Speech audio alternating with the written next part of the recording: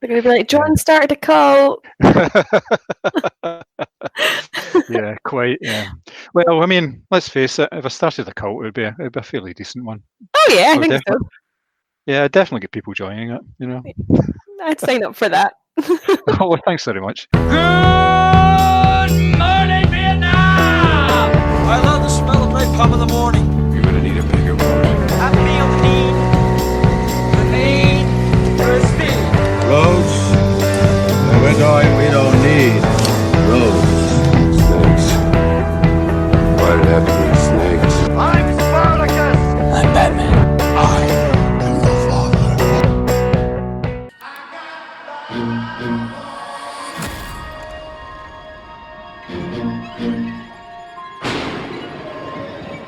There's a family in our driveway. It's probably the neighbors.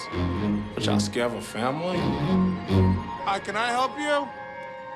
Zora, put your shoes on. If you want to get crazy, we can get crazy. Hello, welcome to the 5th episode of the Moviescramble podcast. Today, I am joined by Mary. How are you doing, Hello, Mary? I'm good. How are you? I'm very well. As Mary's already said, I'm here as well. I'm John. Unfortunately, we're not joined by our podcast leader, Simmy, today. He is away at the Loch Ness Film Festival and he's been on holiday and various things like that. So, fortunately, it's just a duo again this week. But we promise for the next one we will be back to normal service if we can, if there is such a thing as normal service. Right, today we're going to be talking about Jordan Peele's Us, which was released earlier this year. The film grossed something like $71 million in the US alone, so it can be fairly said that it was a sizable hit. Now, Mary, you did the review for the site when it came out at the cinema a couple of months ago. I sure did. What did you think of it? Do you know, I had mixed feelings initially because I had enjoyed Get Out so much. I kind of went into us thinking, oh, well, this is going to be, a really big allegory and there's going to be lots of political subtext and there's going to be a lot to it. And maybe about half an hour, 45 minutes into the film, I was like, I don't really feel like I'm getting that. And once I sort of changed my viewing mode, as it were, and just sort of accepted it on the basis of just being pure horror, I actually began to sort of settle into it and enjoy it. I don't think you can really settle into it, actually. That's probably a poor turn of phrase because Jordan Peele is very good at sort of making you feel like your skin's crawling the whole way through the film. But I absolutely loved it. And what I thought was really impressive were all the sort of central performances. Horror is home to quite a few hammy but well-loved performances at the heart of many franchises or standalones. And to me, this was like, it could have been a drama, it could have been a thriller, it just happens to be a horror. But all the performances, obviously in particular Lupita Nyong'o, was absolutely outstanding. I really, really enjoyed it. Excellent. Yeah, speaking of performances, obviously there was Winston Duke and an absolutely tremendous performance by Elizabeth Moss. She was only on screen for maybe about 15 minutes in total, but just absolutely amazing. She's having a good couple of years. Oh, blessed be the fruit. She is awesome. Yeah. Also, Her Smell, have you seen that yet? No, I missed it at the festival and I'm annoyed at myself that I've done that because apparently it's very good.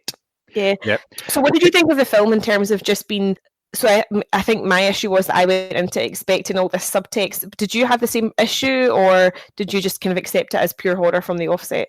Well, I didn't really think of Get Out as a pure horror film anyway, so I looked at it in a slightly different way. I knew there would be horror elements to it, but I knew there'd be so much more because obviously Jordan Peele comes from a comedy background as well. He's done an awful lot of different things.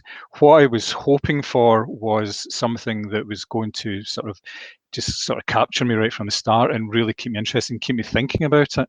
And what I found was I got exactly what I expected in terms of that type of film. What I really like about this and what I really liked about Get Out was the rewatchability factor of it. You watch it once and you watch it all the way through, and obviously there's various twists and turns. I mean, that's fair to say in any sort of film. But when it all finished off, and you're going, oh all right, that happened, and there was this, and there was this. What I wanted to do was watch it again right away, because then there was you basically watch the film a second time, and it's in a completely different sort of frame of mind, because you're looking for certain things and you're picking up in certain things as well that you may not have found the first time. It's a trick that not everybody can do. I like the fact that he seems to pack his film full of these sort of wee nods and wee sort of pointers everywhere. There was a lot of stuff going on in terms of like visual clues and all this. I mean, right from the very start, when, I mean, this isn't really giving anything away, when like the young Addy goes into the Hall of Mirrors, and it's called Vision Quest at that point. There's a big sign there and it says, "Find yourself." That's the first thing that you see, and you go, okie dokie, right? So where are we going from here, you know? And then obviously she goes in, and scratched on the wall was "Get Out" as well, and things. You know, there's lots of wee things, and that works all the way through the film. There's lots of wee nods to all sorts of wee bits, you know, like mirroring and the likes of like just some of the things that the people did as well. I just thought it was totally spot on. There was so much, and I think I actually said this in the review as well, there were so many close-ups on faces, particularly when Lupita Nyong'o was playing Red, the sort of untethered version of herself, and there was a lot of almost like grotesque, so there was a lot of, you know, bulging eyes and sort of sinister smiles, and the whole thing kind of felt like a big cinematic hall of mirrors, because it was not just, you know, you looking at a reflection of yourself, it was like looking at a distorted version of yourself, obviously a version of yourself that's been kept underground and, you know, unable to speak. But I thought it was great. It played in a lot of kind of other sort of genres of film, so you've obviously got home invasion films like Funny Games and stuff like that, and there is the sort of idea of, you know, the doppelganger or the twin, and I think that's quite a common comedy trope as well as a horror trope, this sort of other version of ourselves that looks the same. But I just really enjoyed even that scene where, you know, the family look outside and it's like, you know, there's 4 people outside, and Winston Duke's like, hey, you know, get off the property, and he's like, I'm going to have to do something, and you can tell that he really doesn't want to have to fight these people off, and they just all sort of move towards the house in a sort of jilted way. And yeah, it was just something that I felt like it was kind of under my skin once I'd sort of learned to appreciate it properly. But as you say, John, there's so many nuggets throughout that when you watch it again, you're like, oh, I missed that the first time, and that was the clue for that. And no, I absolutely loved it. I do like the way that it kind of plays in your expectations as well. Obviously, with horror films, you expect certain things to happen, and it gives you that up to a certain extent. There's a shot very early on where the family are on the beach, and it's actually a shot from above. And you see them, and you see their massive shadows stretched across the beach, and it's just sort of a good way of sort of getting across, saying there's a whole other side here, you know, and it's a darker side. But then it doesn't really follow through with some of the sort of standard horror tropes that you would expect. I mean, what I find is it's very difficult to talk about this film without giving an awful lot away, because I know I'm trying really hard. I mean, the IMDb listing for it just says a family goes invasion, find themselves confronted by doppelgangers, and basically things happen, you know. And you don't want, it's one of these films that you don't want to give anything away, because you want people to enjoy it as much as I've kind of enjoyed it as well, you know. I did like the way that the trouble that they took with the main characters and made their doppelgangers the same, but with some really, really different characteristics to them. Like Lupita Nyong'o, her character moved, as you say, she moved in an entirely different way. It was a very balletic way that she moved, based on part of her story and part of Adelaide's story as well, because they've got to do with their background and their dancing and everything like that. So it was just, and it basically summed it up for me as well, in terms of, it was a whole political element of it, where all the hands across America, and which I didn't really get because I didn't understand about that when I actually watched it. I read up about it afterwards. And yeah, I had to do that as well, because I kind of thought it was like a sort of Live Aid-esque type of charity, but I didn't get the reference. So yeah, no, I was exactly the same. I had to look up, and then when I did read a bit about it, I kind of understood where they were getting the whole idea of the doppelgangers and what they were actually doing as well. That kind of sort of brought it into focus as well. It was something that they could hang one of the horror elements off, and then like during one of the speeches, you know, they were saying, well, who are you? And they said, oh, we're Americans. And you're just going, oh yeah, really. Yep. One of my favourite moments in the film is actually when they're in Elizabeth Moss's house, and she asks Alexa or whatever. It's not called Alexa, it's called something else. It's called Ophelia. Ophelia. Yeah.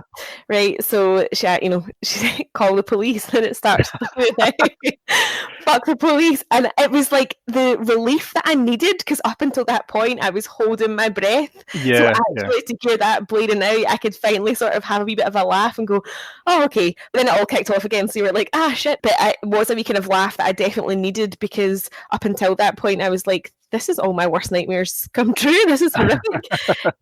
And up until that point, in fact, probably long beyond that point in the film as well, I was so convinced that actually they may have given like Lupita Nyong'o a body double or a voice double or something, because the performances are so different.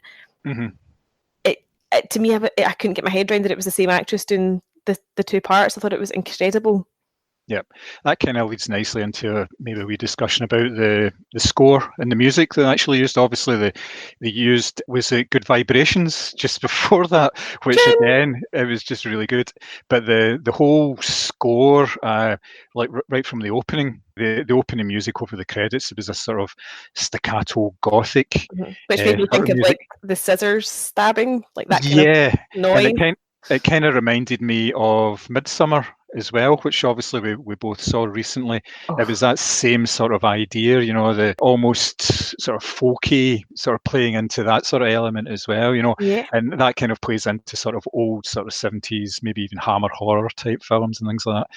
And then you get the Loonies, Ep.5 on it, which is just a perfect song, because obviously, again, a wee bit about mirroring, because it's two people joining together to buy a dime bag, that kind of thing. And then obviously it featured different ways, remixed it in. There was a wee orchestral version, and it was when that the orchestral sort of version of that kicked in, like in the final third of the film, it's just going, that is just spot on. Just and it is so good. It's that sort of string music, and as you say, the kind of like early horror. And to me, the music over the trailer that I initially saw, it made me think of like Herman's Psycho score.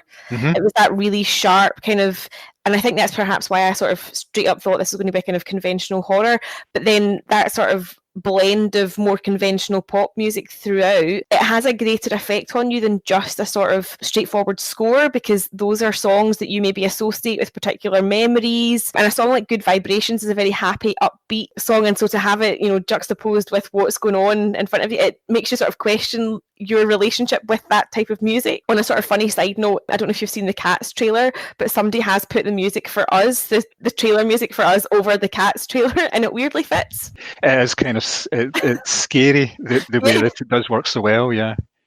But no, I just thought this was a really good film, and one that, as you say, John, you can go back to and keep piecing it together. Because certainly when I left the cinema, without giving anything away, the ending was very open, and I had a lot of questions about various characters and what was going to happen to people sort of once the credits roll, as it were. And I think maybe watching it again, it might give me more clues, but I think it's definitely something that you can go back to and try and piece together.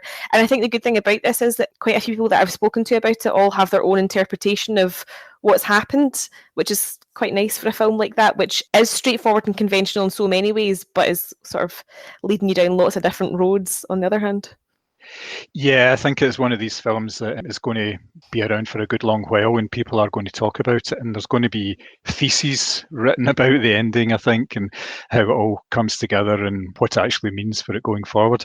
My absolute favourite bit in the whole film, though, was just after the Good Vibrations and the NWA song, where they were sitting about talking about how to protect themselves. And the father says, "Oh yeah, we'll do it like Home Alone. We'll do all this." And she turns around and says, "Are you referencing Home Alone at a time like this?" And then the kids turn around and say, "What's Home Alone?" I was just nuts, and I just thought that was so funny. It was just brilliant. The teenage characters in that were very, like, they weren't just, your sort of stock teenage characters as well. They'd had their wee niggles, and they were on their phones, and they were bored on holiday and all that sort of thing, but they were sort of relatable as well. I think that's what Peele gets so right, in that, he really does round off his characters really nicely, whether they're sort of main cast or secondary. And I think, for me anyway, I had such high hopes going into this, because obviously Get Out was so good, and I think Peele's kind of smashed it out the park. I think, because so often you get caught up in directorial debuts, and you're like, oh, what can they possibly do next? And it never quite delivers. delivers, but I think Jordan Peele certainly did on this occasion. Yeah, absolutely. So I take it you would recommend this film then? Oh, absolutely, yeah. Yep, same here. Yep, definitely a recommendation from both of us. Now, obviously, the film came from the Blumhouse studios. Blumhouse was a production company that started back in 2009 with the ambition, basically, of making horror films and thrillers as cheaply as possible. And in doing so, what they were able to do was grant creative freedom to their directors and writers and such like, and their model has worked particularly well over the year. They obviously sort of gained notoriety through Paranormal Activity, Insidious, Sinister, various films like that, obviously the Purge films, and then they've obviously branched out. So what we thought we would do was take a look at the back catalogue of Blumhouse and think about what we like out of them and sort of list top 3 films. Now, I don't know about yourself, but for my top 3, I've kind of avoided the horror films because I'm a horror fan, more and more of a horror fan these days, but I think the output that they've sort of produced since they've started to make the name is actually a hell of a lot more interesting than the likes of Paranormal Activity and Paranormal Activity 2, 3 and 4 and 27. Yeah, exactly, yeah. But they have done an awful lot of good stuff. So I thought we could have a look at sort of our 3 favourite films from us. Do you like to go first, Mary, with your choice? Sure, I've avoided horror as well because I'm a pussy and I can't watch anything that's like bloody or gory or anything like that. So I actually thought I was going to struggle with this particular podcast, but when I had a look at their back catalogue, I was like, oh my god, they have done so much more than horror. So my first choice is one of my favourite films that I saw last year, and I think it was the Venom film that we all wanted. Mm-hmm. Upgrade.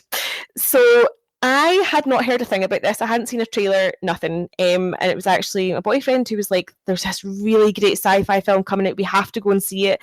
It's on at like, a Tuesday at 11 o'clock in the morning. It's the only time it's on. We have to go and see it. So we did. And I had no expectations whatsoever. And the writer and director Lee Whannell has delivered easily one of the best films of last year. It was absolutely crazy. Starring Logan Marshall Green, and sort of, it's hard to explain this again without giving away too many spoilers.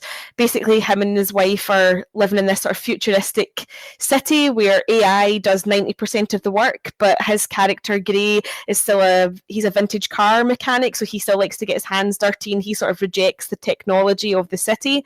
And what's lovely about the cinematography in this film is that the city is very much a clash of cultures. It's digital meets analog or manual or whatever you want to call it. So Gray's character and his wife are in a car crash and he becomes a paraplegic, and he sort of wants to go on a revenge mission, but he can't quite do that, obviously, because his new circumstances mean he's unable to move from the neck down. And he meets a sort of weird Elon Musk type recluse played by Harrison Gilbertson, who offers him a program called STEM. So he would implant STEM inside Gray's character, and he now has all his original features back, plus he's slightly enhanced.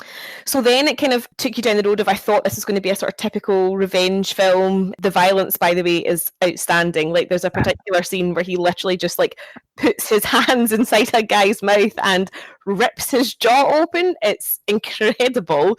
And I thought it was going to be a sort of typical revenge film, sort of slasher, loads of violence, but it's absolutely not. The ending is not what I thought it was going to be, and the violence, although it's kind of extreme in some parts, is really beautifully choreographed, because obviously Gray's character is supposed to be controlled by an AI, so it's not fighting in the conventional sense. His body is moving in ways as if it's not his own, which it obviously isn't. But I absolutely loved it. I had no expectations going in, and I walked out thinking, that is one of the best films I've ever seen. And then I saw Venom and I was like, man, if you guys could have pulled this off, that would have been even better. And the weird thing is that Logan Marshall Green does look like Tom Hardy, which made it even more confusing. But no, an absolutely outstanding film. Lee Whannell, absolutely incredible writer and director. And this is, for me, one of the best in the Blumhouse catalogue. Nice. Yeah, it'll be interesting to see where he goes next from that, because it was a particularly good film. I did like the main character in it, and like you say, the way that he was expertly fighting, but it looked very awkward in absolutely everything he did. Yeah, very good choice. Excellent.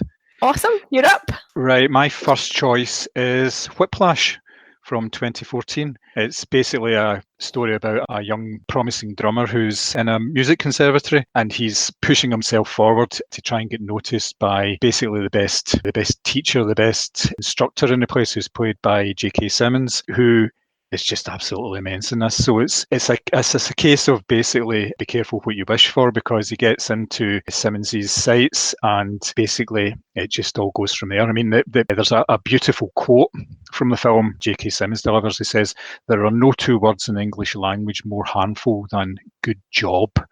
And you're just like, oh. That's an American platitude, isn't it? Like, good job, buddy. There's one scene in particular where they're in rehearsals, and it's the not quite my tempo scene, where he's asking him, were you rushing or were you dragging? And it builds up the tension and builds up, and he's slapping him in the face, and you can see that he's actually, during the scene, he is actually slapping him. Miles Teller is taking a real amount of abuse there as well, and it's just it's an amazing story. But it's another one of these films that when you watch it again, the first time you watch it, you're thinking, oh yeah, Miles Teller's the good guy in this. You know, he's the one that has really everything's been done to him. But when you actually look at it again, you think, nah, he's just as bad. He's a horrible character himself. He doesn't want friends. He wants fame. He wants to be the best he can, and he's basically gone down that path that in order to do that, he's basically shutting everybody and everything out of his life, and it's just fantastic. And I don't know many films that finish with a 15-minute drum solo. It's just not that kind of thing, and it's electric the way that it happens as well. It's just such a good ending. It's just fantastic. It's not really giving anything away in a film about drummers that there's going to be a drum solo at the end, so I don't think I'm spoiling it for anybody that hasn't seen the film. No, I agree with you. I felt it was one of those films that you could actually sort of feel and smell the blood, sweat and tears the whole way throughout. And it is that kind of, Mephistopheles type thing of, do you sell your soul for the fame and fortune? But actually, what kind of person are you to sell your soul in the first place? Mm-hmm. No, I really loved it. I thought it was a very good choice. Absolutely loved that film. Okay, choice number 2. So for me, it's Black Klansman. And interestingly enough, I think I'm the only person I know that's been to see this and enjoyed it. And I'm not really sure why, because I thought it was an excellent film. Obviously, Spike Lee keen to draw on the sort of ongoing racial tensions in America by sort of bookending his film with scenes of the violence in Charlottesville in the South. And it tells the true story of a black man who joined the Klan. And it sounds sort of absurd and fantastical, and it is, and it's quite cool when you see how they pull it off. John David Washington obviously starring as Ron Stallworth, the man who did that. But what I liked about this film was the idea of it sounded kind of funny and almost like it was a joke, and even the trailers did make it seem that kind of slightly sort of tongue-in-cheek way.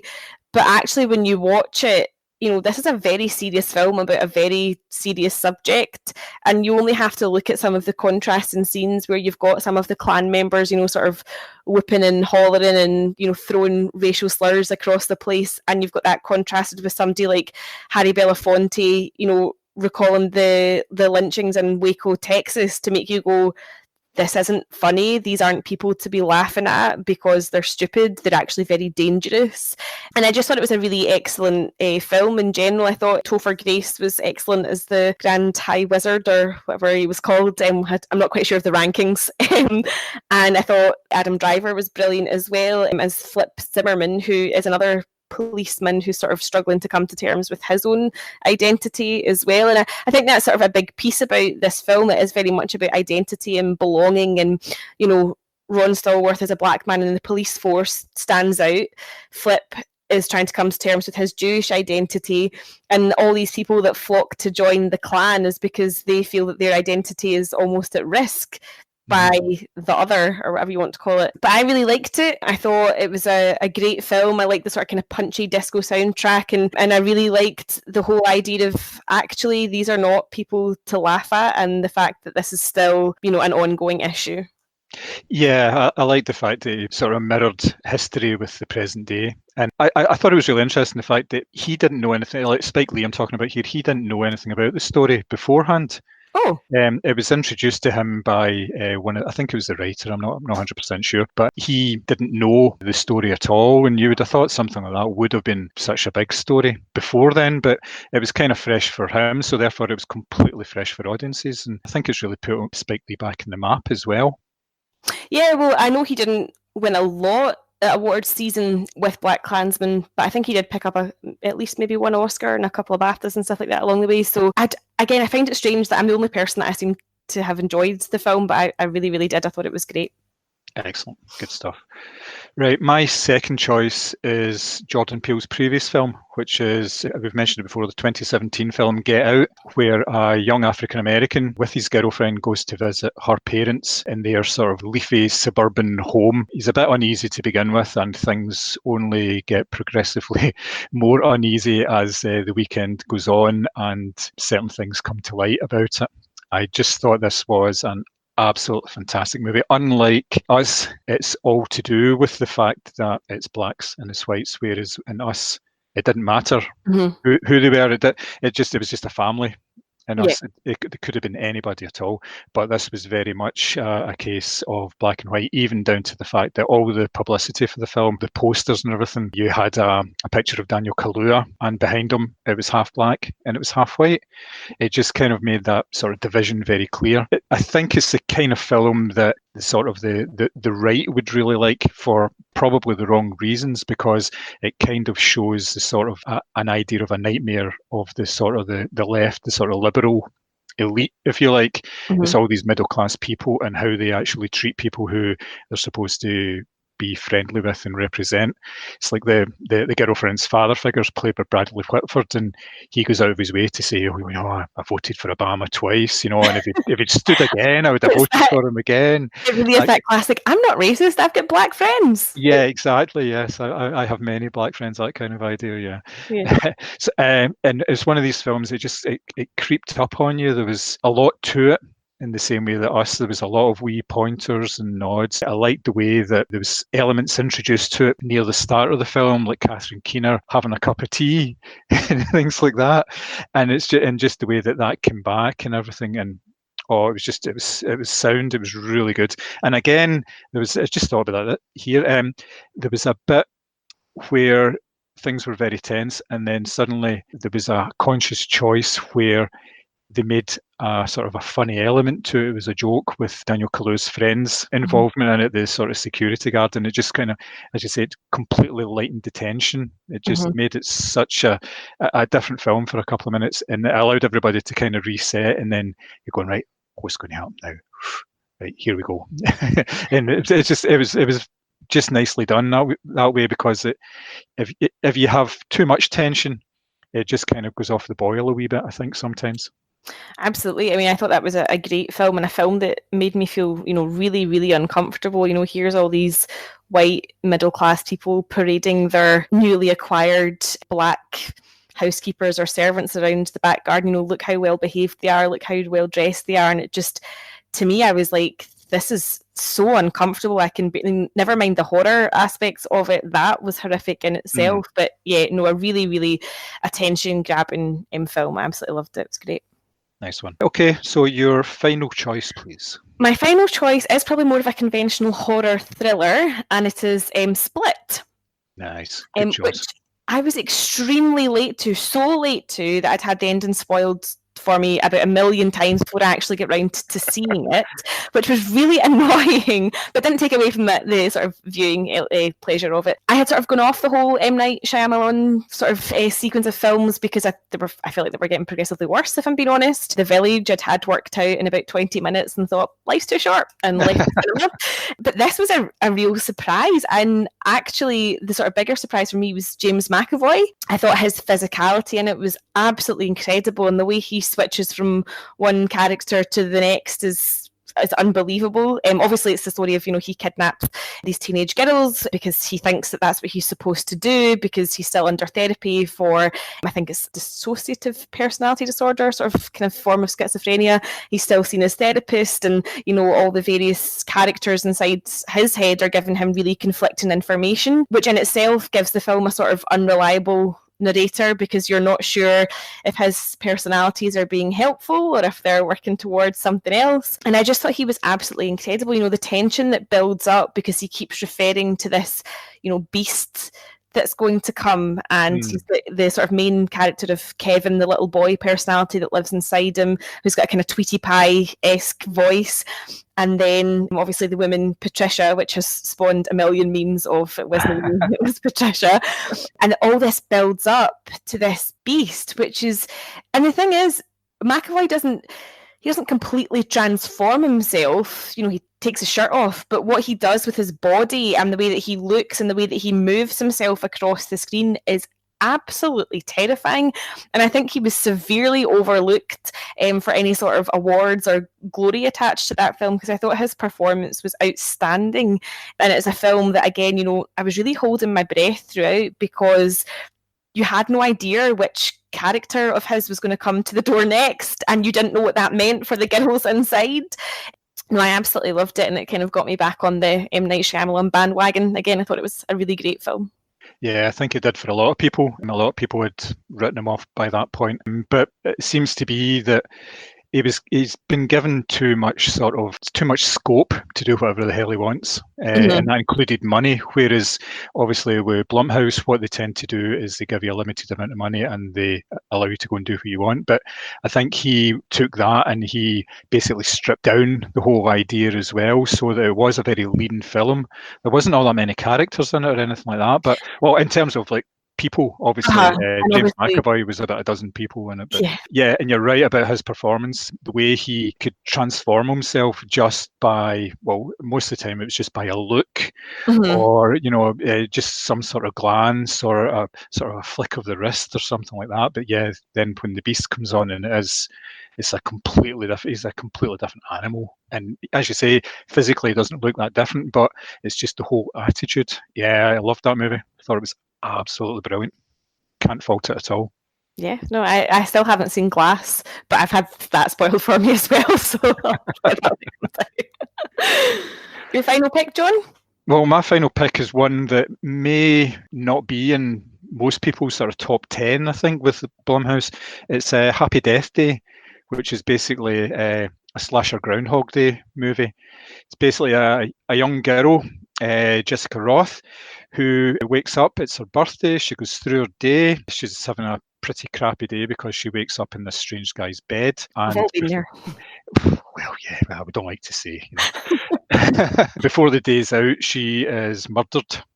And rather than just dying, she wakes up again and she's back in this guy's bed, and she's basically reliving the whole day over and over and over again, dying at various times, in various gruesome and quite comedic ways. I thought this film was such a good idea because it is basically something like Nightmare on Elm Street crossed with Groundhog Day. It's such a good, fun idea. It's one of these ideas that you imagine that someone would pitch in desperation at a meeting. You know, they've put their pet project out there. You know, I want to do Pocahontas, but the real Pocahontas, and the studio's like, no, what else have you got? And they're sitting there thinking, you know, oh my God, Groundhog Day, slashers.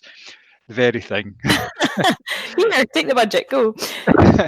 So all the deaths in it and the sort of thriller elements are fairly straightforward, fairly standard, but they're very funny. It just works so well. You kind of get totally caught up in the action and how she tries to figure out who's doing it and why they're doing it. It's more the case. And there's red herrings and there's dead ends, and it's the comedy, as in Groundhog Day, where you're repeating certain things about it and certain people are involved in all this and how she reacts to them and all this. Just thought it was a fantastic film.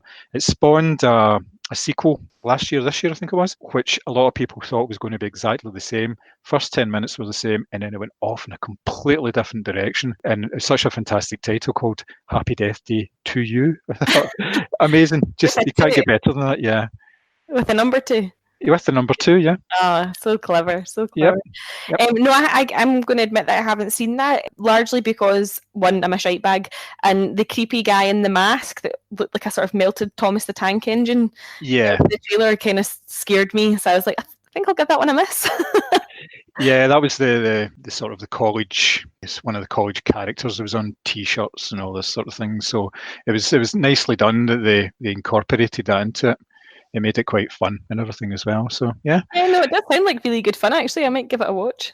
Yeah. It's definitely worth a watch if nothing else. So it's bound to be on the telly at some point reasonably soon. I think it's one of these films that's going to be in fairly heavy rotation, and I think it's going to be appreciated over the years, just as something that's one of these a bit fun films, and it kind of sums up the whole Blumhouse style and their attitude towards it. It's a fairly straightforward idea. It doesn't outstay its welcome. It's only about 90 minutes or something at the most, because if you're talking about running this for about 2 hours, it could easily run out of steam and start to repeat itself. But yeah, I thought it was ideal. And again, it's one of these ones that cost something like $4 or $5 million to make and made like a whole ton of money more, which is a very good business model, let's face it. No, absolutely. And I think that's the thing about a lot of the Blumhouse films, is that, especially the ones that we've talked about as well, the ideas are quite straightforward, but it's the way that they're put together, either, through plot or the acting or the cinematography or the soundtrack, it all comes together to make a really nice package. It's just that they're not really overcomplicated or, clearly aiming for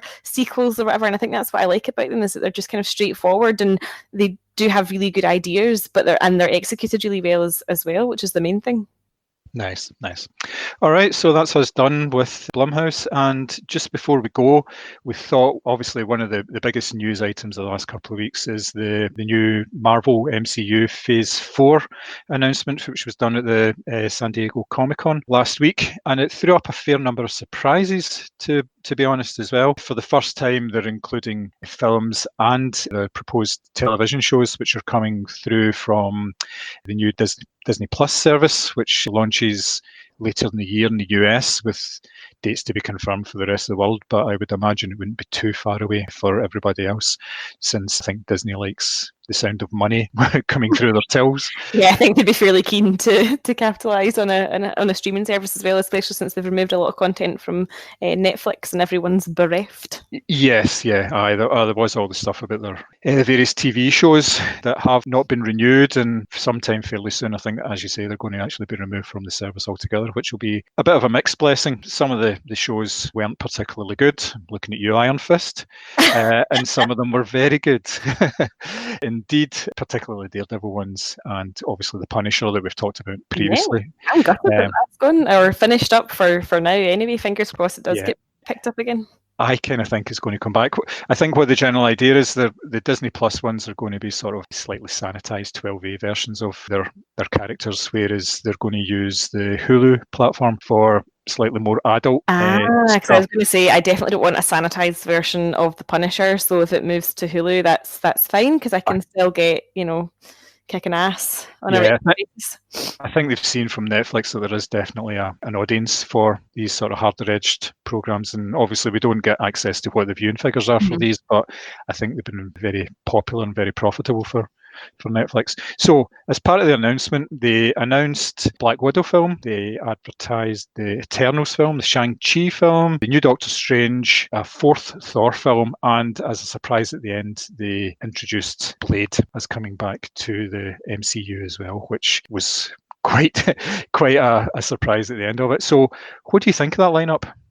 I'm really excited for Mahershala Ali to take on Blade, because I think he's absolutely phenomenal. Everything that I've seen him in, True Detective, Moonlight, Green Book, whether you like the film or not, he is phenomenal, and he's a really, really fascinating actor. I think he's very nuanced in his performances, and this will be something sort of wildly different from what he's done before, because obviously he kind of sticks to sort of nitty-gritty drama, but I think he deserves a platform like this. He's a fantastic actor. Apart from that, I'm really excited for the Doctor Strange and the Multiverse of Madness, because I think it's going to be him and I've forgotten her name, Elizabeth Olsen.